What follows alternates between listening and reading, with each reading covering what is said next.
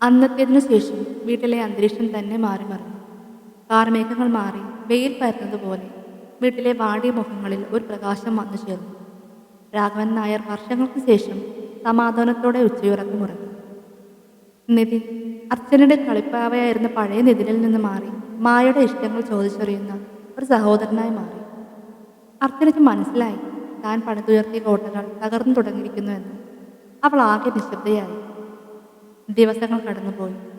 അബിയുടെ വരവോടെ ആ വീട്ടിൽ ചിരികൾ തിരിച്ചെത്തി. എല്ലാ ഞായറാഴ്ചകളിലും അബി വരും. അവൻ വരുന്നത് ആദിക്ക് കളിക്കാൻ പുതിയ കളിപ്പാട്ടങ്ങളുമായാണ്.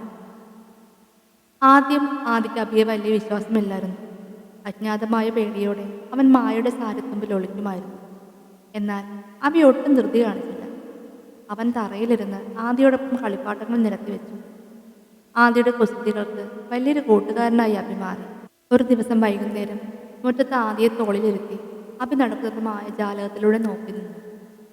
മായയുടെ കണ്ണുകൾ നിറഞ്ഞു. സിദ്ധു എന്ന മനുഷ്യൻ ആദിയിൽ നിന്ന് തട്ടിയെടുത്ത ആ ബന്ധസ്നേഹം മറ്റൊരാളിൽ നിന്ന് അവൻ തിരികെ ലഭിക്കുന്നു. അബി പതുക്കെ മായയുടെ അരികിലേക്ക് വന്നു. അവൻ ചോദിച്ചു, എന്താ മായ ആലോചിക്കുന്നത്? ഒന്നുമില്ല അബി. ആദ്യം നോക്കുമ്പോൾ എനിക്ക് അത്ഭുതം തോന്നുന്നു.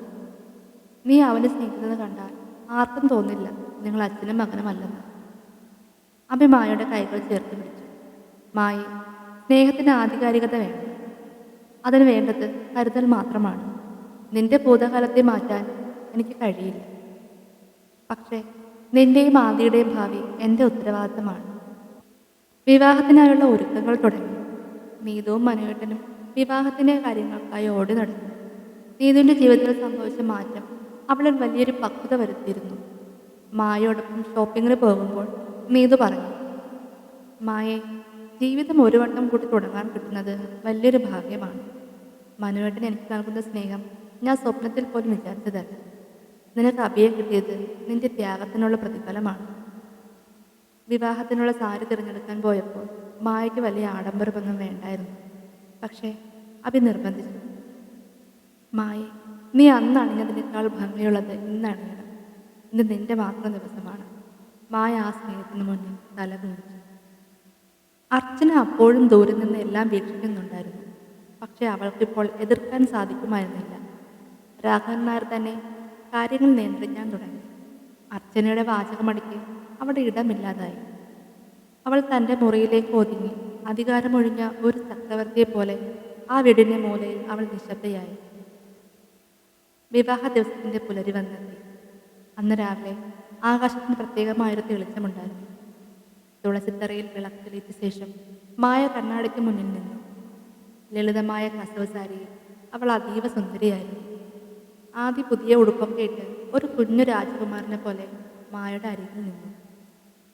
നീതു വന്ന് അവളെ ഒരുങ്ങി. മനുവേട്ടൻ ഉമ്മർത്ത് വന്ന് കാര്യങ്ങൾ ശ്രദ്ധിച്ചു. അബിയുടെ വീട്ടുകാർ എത്തിയപ്പോൾ ആ വീട് ആദ്യമായി ഉത്സവ പ്രതീതിയിലായി. മണ്ഡപത്തിൽ അബി ഇരിക്കുമ്പോൾ അവൻ മായയെ കാത്തിരിക്കുകയായിരുന്നു. മായയെ നീതുവും നിതിനും ചേർന്ന് മണ്ഡപത്തിലേക്ക് കൊണ്ടുപോയി. അബി മായയുടെ മുഖത്തേക്ക് നോക്കി. ആ നോട്ടത്തിൽ സിദ്ധുവിൻ്റെ വഞ്ചനയുണ്ടായിരുന്നില്ല. പകരം ഒരു പുതിയ ജീവിതത്തിൻ്റെ വാഗ്ദാനമുണ്ടായിരുന്നു. താലി കെട്ടുമ്പോൾ ആ പഴയ ചങ്ങലകൾ മായയുടെ കഴുത്തിൽ നിന്ന് അഴിഞ്ഞു വീഴുന്നതായി അവൾക്ക് തോന്നി. സിദ്ധുവിന് വേണ്ടി അണിഞ്ഞ മാലകൾക്കും വളകൾക്കും പകരമായി അബി ചാർത്തിയ താലി അവളുടെ കഴുത്തിൽ തിളങ്ങി. രാഘവൻ നായരും അമ്മ സുശീലയും കരുത്തിലടക്കി പിടിക്കാൻ ശ്രമിക്കുന്നത് മായ കണ്ടു. അവൾക്കും കണ്ണു നിറഞ്ഞുപോയി. അർച്ചന ജനാലയ്ക്കൽ കൂടി എല്ലാം കാണുന്നുണ്ടായിരുന്നു. അവളുടെ കണ്ണിൽ നിന്ന് ഒരു തുള്ളി കണ്ണുനീർ ഒലിച്ചിറങ്ങി. ഒരുപക്ഷെ തോറ്റുപോയതിൻ്റെയോ അല്ലെങ്കിൽ മായയുടെ കരുത്ത് തിരിച്ചറിഞ്ഞതിൻ്റെയോ ആകാം. വിവാഹ ദിവസം ഉച്ചയോടെ തിരക്കുകളെല്ലാം ഒഴിഞ്ഞു. വീട് ഒരു വല്ലാത്ത നിശബ്ദതയിലേക്ക് വഴുതി വീണു. മായ താൻ വർഷങ്ങളായി താമസിച്ച ആ മുറിയിലേക്ക് ഒന്നുകൂടി കയറി. മുറിയിലെ ഓരോ കോണിലും അവളുടെ കണ്ണുനീർ വീണ പാടുകളുണ്ടായിരുന്നു. സിദ്ധുവിനെ ഓർത്ത് അവൾ വിതുമ്പിയ രാത്രികൾ, അർച്ചനയുടെ കുത്തുവാക്കുകൾ കേട്ട് തലയിണയിൽ മുഖം പൂഴ്ത്തിയ നിമിഷങ്ങൾ എല്ലാം ആ ചുമരുകളിൽ ഒരു നിഴൽ പോലെ തങ്ങി നിൽക്കുന്നുണ്ടായിരുന്നു. മായ പതുക്കെ ആ ചുമരുകളിൽ തൊട്ടു. ഇത്രയും കാലം നീ എന്നെ താങ്ങി. എൻ്റെ സങ്കടങ്ങളെല്ലാം നിനക്കറിയാം. ഇന്ന് ഞാൻ പോകുകയാണ്. തോറ്റവളായല്ല, വിജയിച്ചവളായി, അവൾ മനസ്സിൽ പറഞ്ഞു. പുറത്ത് കാറിൽ അബിയും ആദിയും അവളെ കാത്തു നിൽക്കുന്നുണ്ടായിരുന്നു. ആദ്യ കാറിൻ്റെ ജനാലയിലൂടെ പുറത്തേക്ക് നോക്കി അവളെ ഒന്ന് കൈവീശി കാണിച്ചു. ആ കാഴ്ച മായയുടെ നെഞ്ചിൽ ഒരു ചെറിയ വിങ്ങലുണ്ടാക്കി.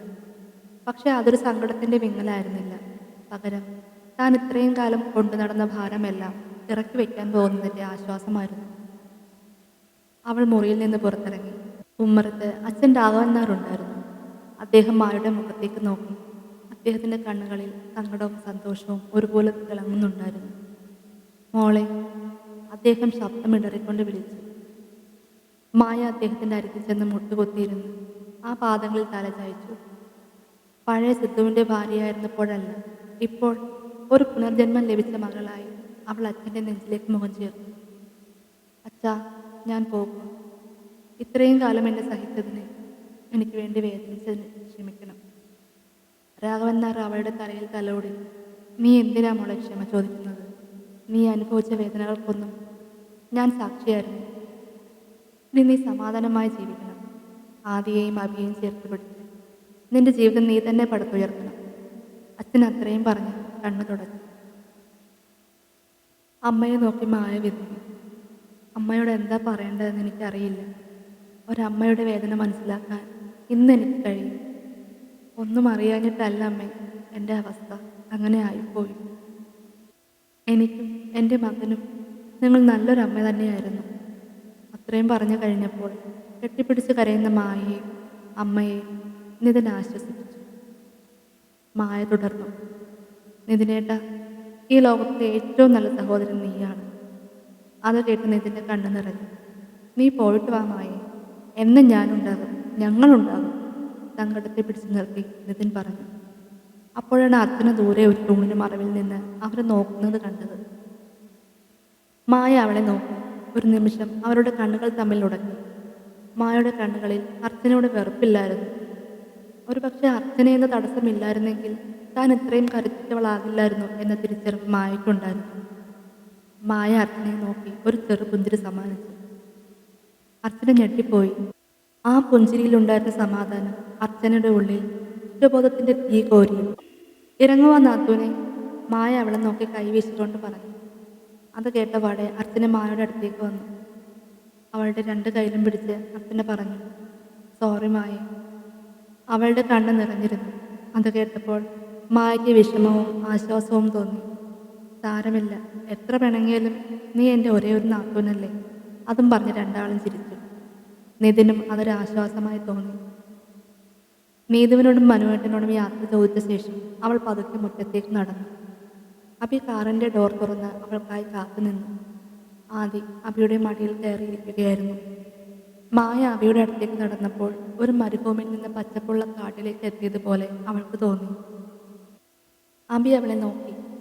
അവൻ്റെ കണ്ണുകളിൽ ഒരു വാഗ്ദാനമുണ്ടായിരുന്നു. ഇനി നിന്നെ തനിച്ചാക്കില്ല. എല്ലാവരും കാറിനടുത്തേക്ക് വന്ന് അവരോട് യാത്ര പറഞ്ഞു. ആദി മുത്തശ്ശനും മുത്തശ്ശിക്കും ഒരുപാട് ഉമ്മകൾ നൽകി. ശരിക്കും അപ്പോഴാണ് അവനും മനസ്സിലായത് താനും അമ്മയും അവിടെ നിന്ന് പോവുകയാണെന്ന്. അവൻ്റെ കുഞ്ഞു മുഖം പാടി. കാർ ഗേറ്റിന് പുറത്തേക്ക് കടക്കുമ്പോൾ മായ അവസാനമായി ആ വീടിൻ്റെ ഉമ്മറത്തേക്ക് നോക്കി. അവൾ വളർന്നതും തകർന്നതും പിന്നീട് തുന്നിച്ചേർത്തതും ആ വീട്ടിലാണ്. ആ വീട് പതുക്കെ പിന്നോട്ട് മറഞ്ഞു. യാത്രയിൽ മായ ഒന്നും സംസാരിച്ചില്ല. അവൾ അബിയുടെ തോളിൽ തല ചായച്ചു. അബി അവളുടെ കൈകൾ ചേർത്ത് പിടിച്ചു. ആദിയുടെ കുഞ്ഞു ശ്വാസോച്ഛ്വാസം കാറിനുള്ളിൽ കേൾക്കാമായിരുന്നു. ആ നിമിഷം മായയ്ക്ക് മനസ്സിലായി, ജീവിതം അവസാനിക്കുന്നില്ലെന്ന്. സിദ്ധുവിൻ്റെ ചതിയിൽ തുടങ്ങിയ ആ കഥ അബിയുടെ സ്നേഹത്തിൽ പുതിയൊരു താളത്തിൽ മനോഹരമായൊരു കവിതയായി മാറുകയാണെന്ന്. അവൾ പതിയെ മിഴികളടച്ചു. ആയുസോളം നീണ്ട ശരത്കാലത്തിന് ശേഷം ആത്മാവിലൊരു വസന്തം മൂത്തതുപോലെ. ഇത്രയും കാലം താൻ ചുമന്നു വന്ന സങ്കടഭാരങ്ങളെല്ലാം ആ ഉറക്കത്തിൻ്റെ ആഴങ്ങളിൽ മഞ്ഞ് പോലെ അലിഞ്ഞു തീർന്നു. സ്വപ്നത്തിൽ ചന്ദ്രയുടെ കറുത്ത മഴ പെയ്തൊഴിഞ്ഞ് തെളിഞ്ഞൊരാകാശത്തിന് കീഴെ താനും അബിയും ആദിയും ചേർന്നൊരു സുരക്ഷിത ലോകത്ത് അവർ ഒന്നായി തീർന്നു. തീരാത്ത വഴികളല്ല, ജീവിതത്തിൻ്റെ പൊരുളാണ് അവിടെ അവർക്ക് കൂട്ടുണ്ടായിരുന്നത്. തകർന്നുടഞ്ഞവരുടെ ഇടയിൽ നിന്ന് കരുതലോടെ പെറുക്കിയെടുത്തൊരു ജീവിതം. അതായിരുന്നു അവളുടെ പൂർണ്ണത.